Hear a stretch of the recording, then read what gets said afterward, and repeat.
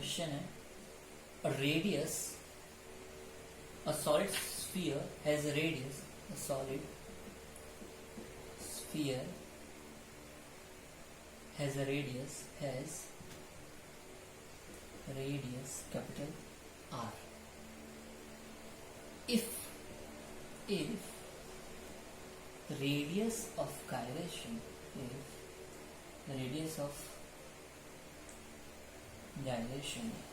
of this sphere about its diameter is square root 2 by 5 r, show that radius of gyration about its tangential axis,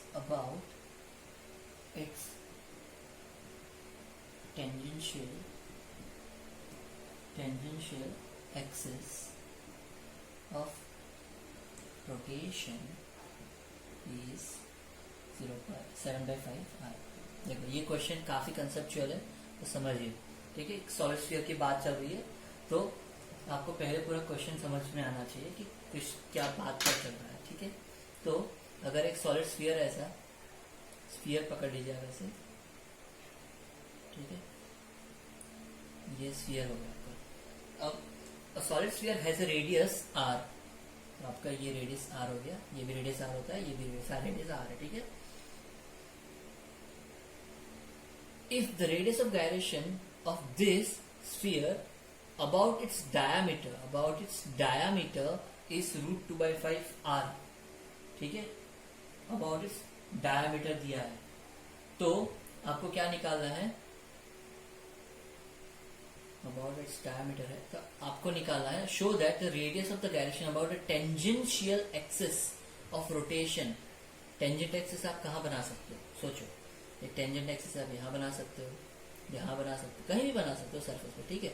आप ऐसा circle यहाँ भी बन जाएगा तो किसी भी एक्सिस के बॉल, एक बॉल को लो, ठीक है, एक बॉल लीजिए, बॉल को आप अगर ऐसे ऐसे घुमाते हो सरफेस पे ऐसे कहीं भी तो वो आप टेंजेंट के बॉल घुमा रहे हो, लेकिन बॉल अगर आप उंगली पे ऐसे घुमाते हो जैसे कि बास्केटबॉल घुमाते हो वो अबाउट सेंटर हो गया, ठीक है। और बॉल को पकड़ के जब हम ऐसे ऐसे घुमाते हैं वो अबाउट डायमीटर हो गया। तो प्लीज आप उस मोशन को समझिए पहले। तो आपको क्या क्या दिया गया है, मैं अबाउट डायमीटर रेडियस ऑफ हम रेडिएशन डायरेक्शन के से डिनोट करते हैं।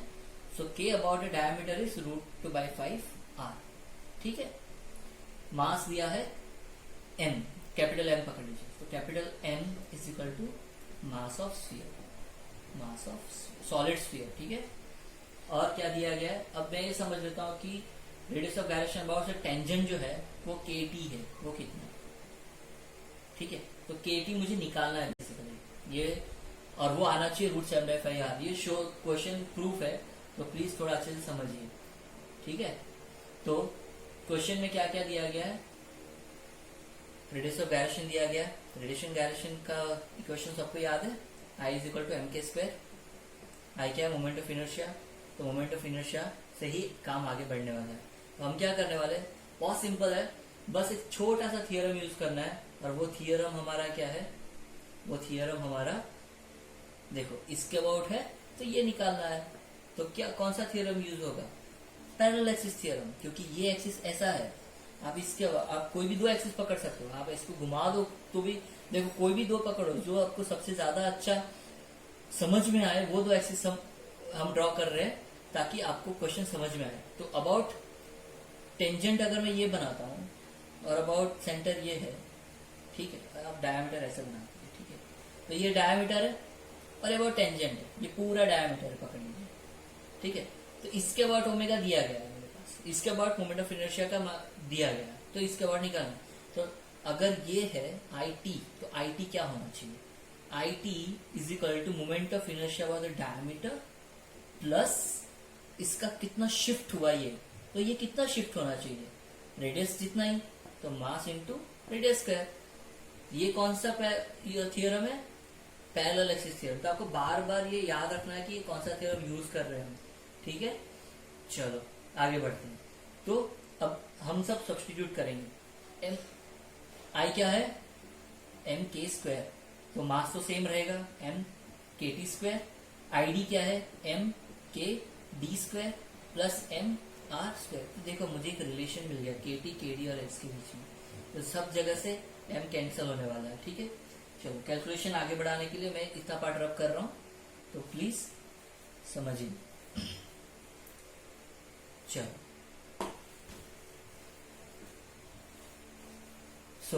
अभी मुझे सिर्फ सिंप्लीफिकेशन करना है कि मुझे मेरे पास सारा गिवन डेटा है, ठीक है। तो आगे क्या है, K T square is equal to K D square plus R square. मैं वापस रिवाइज कर देता हूँ। पैरेलल एक्सिस थ्योरम है, parallel axis theorem set about its diameter plus जितना डिस्टेंस शिफ्ट हुआ है। तो अगर ये स्फीयर था, तो अगर मेरे पास इसके अबाउट रोड आई है, इसके अबाउट निकालना है, तो इसके about I D plus M K square, ये रेडियस एच भी ले सकते हो आप, एम आर स्क्वायर, इसका आर है रेडियस, इसलिए हमने आर लिया हुआ है यहाँ पे, ठीक है।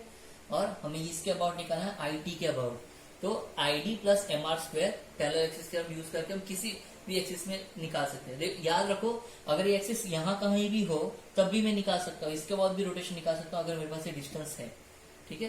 लेकिन फिलहाल जो क्वेश्चन है वो क्वेश्चन ये बोल रहा है कि मुझे टेंजेंट के बाद निकालना है, तो ये, ठीक है।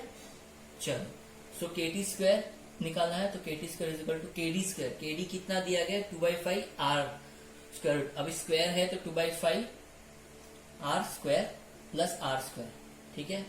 चलो कैलकुलेशन करो, 5 + 2 एलसीएम लो, 7/5 आर स्क्वायर। के टी कितना आया, √7/5। So we prove that K T कितना है, √7/5 आर, ठीक है। Is it clear?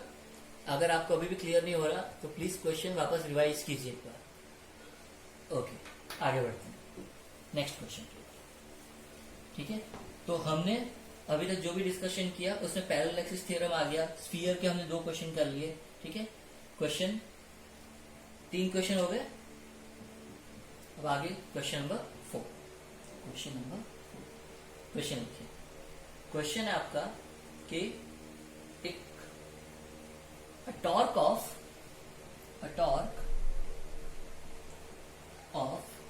400 newton metre acting on body of mass 40 kg produces angular acceleration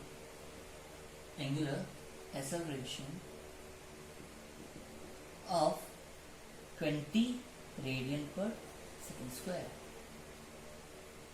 Calculate moment of inertia and radius of gyration. Radius of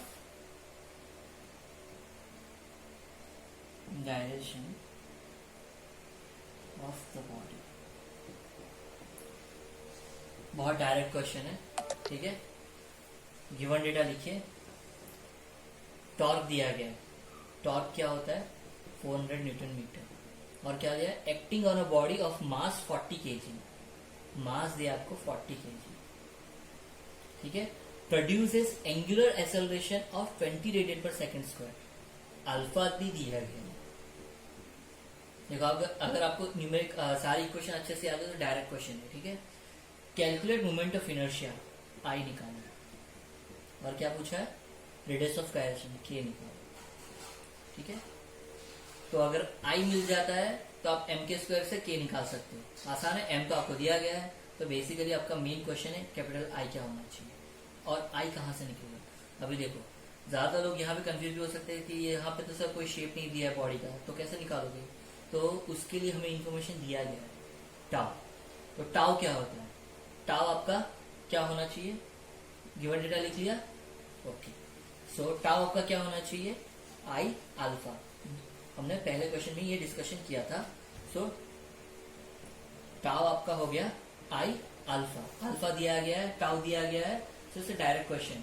so 400 is equal to I, alpha कितना दिया गया है 20, so I is equal to कितना आना चाहिए 20। Unit बताइए, सोचो unit क्या आना चाहिए, केजी मीटर स्क्वायर। ये क्वेश्चन मैंने इसलिए चूज किया क्योंकि यहाँ तक तो सब कर सकते हैं, लेकिन कंफ्यूजन यहाँ पे आता है बहुत लोगों को। तो बहुत आसान है, डायरेक्ट इक्वेशन ही यूज करना होता है इसमें भी। से एम के स्क्वायर, आपको के चाहिए तो के कैसे निकालोगे, root of I by M, square root of I by M. I अभी मिल गया हमें 20 और मास हमें दिया गया है, मास कितना दिया गया है 40 kg, ठीक है, स्क्वायर रूट निकालो उसका। सो आपका आंसर क्या आना चाहिए 0.707, ठीक है। रेडियस ऑफ गायरेशन का यूनिट क्या होना चाहिए, रेडियस नाम में ही है यूनिट, तो मीटर, ठीक है, ध्यान रखिए। चलो आगे बढ़ते हैं क्वेश्चन नंबर 5, ठीक है। अभी और थोड़ा लेवल बढ़ाते हैं क्वेश्चन का, और जो क्वेश्चन हमें ज्यादातर पूछे जाते हैं बोर्ड एग्जाम में, या फिर ज्यादातर जेई के भी बड़े क्वेश्चन जो होते हैं उसमें भी कई बार पूछे गए ऐसे टाइप के क्वेश्चन जिसमें रेशियो निकालने होते हैं। और ये क्वेश्चन काफी आसान होता है लेकिन बच्चे कंफ्यूज हो जाते हैं, तो हम आगे बढ़ते हैं, ठीक है। Question number 7, question sorry 1 2 3 4 4 question हो गए। Fifth question number 5, if radius of sphere is double by keeping its mass constant, compare moment of inertia about diameter, about its diameter, ठीक है। क्वेश्चन काफी आसान है, समझो क्वेश्चन क्या बोला, if the radius of the sphere is double by keeping its mass constant, mass constant है, कहीं चेंज नहीं किया, तो किया क्या है, एक ऐसा स्फीयर ले लीजिए, स्फीयर आई टू 1, स्फीयर 1 पकड़ लीजिए, स्फीयर 2 पकड़ लीजिए। क्वेश्चन है radius of sphere is double by keeping the mass same, तो ऐसा पकड़ लीजिए कि एक बॉल है, छोटा सा बॉल है ये, इसी बॉल का keeping the same weight radius double करते हैं। इसका अगर रेडियस r है तो इसका रेडियस हमारा है 2r, ठीक है, डबल रेडियस करते हैं। तो अगर मोमेंट ऑफ इनर्शिया अबाउट इस डायमीटर निकालते हो, मोमेंट ऑफ इनर्शिया अबाउट इस डायमीटर, तो पहले केस के लिए हम बोलते हैं I1, इसको बोलते हैं I2, तो कंपेयर करना है, ठीक है, काफी आसान है। तो कंपेयर करना मतलब हमें रेशियो निकालना, तो I1 बाय I2 कितना है, तो moment of inertia about the diameter कितना है for the sphere, very good, 2/5 mr²। अगर आपको नहीं समझ में आ रहा है तो प्लीज रिवाइज कीजिए पहले वाले क्वेश्चन। सो अगर ये जनरल फॉर्मूला है, तो I1 और I2 के लिए हम डिवाइड कर देंगे R1 और R2 के फॉर्म में, तो I1 is equal to 2/5 mr² I2 क्या आना चाहिए 2/5 mr²। I1 बाय I2 का रेशियो निकालो, क्वेश्चन आसान, ठीक है। सो अगर आप I1 डिवाइड बाय I2 करते हो, मास कीपिंग द मास सेम, समझ रहे हो, बॉल जब छोटा था बड़ा था लेकिन दोनों का मास सेम रखा है, तो I1 बाई I2 में जब मैं लिखता हूं 2/5 mr² डिवाइड बाई 2/5 mr², ये सब कट हो जाता है, तो बेसिकली ये रेशियो हो गया R1 बाई R2² का, ठीक है। तो R1 और R2 के बीच में एक रिलेशन था, पहले बॉल छोटा था फिर बड़ा करते हैं, तो ये R1 is equal to R है, और जब बड़ा हो गया तो R1 is equal to 2R है, ठीक है, sorry R2 is equal to R1 है, यार सिर्फ 2R पकड़ लीजिए, ठीक है। तो R1 is equal to R है और R2 is equal to 2R है, रेडियस को डबल कर दिया हमने, ठीक है। सॉरी इसका करते होगा, तो क्या हो गया, I1 बाई I2 कितना आया आपका, so I1 by I2 is equal R square cut हो जाएगा 1/4, तो I2 is equal to 4 times of I1, समझ रहे हो, मतलब आपका मोमेंट ऑफ इनर्शिया अबाउट ये छोटे बॉल,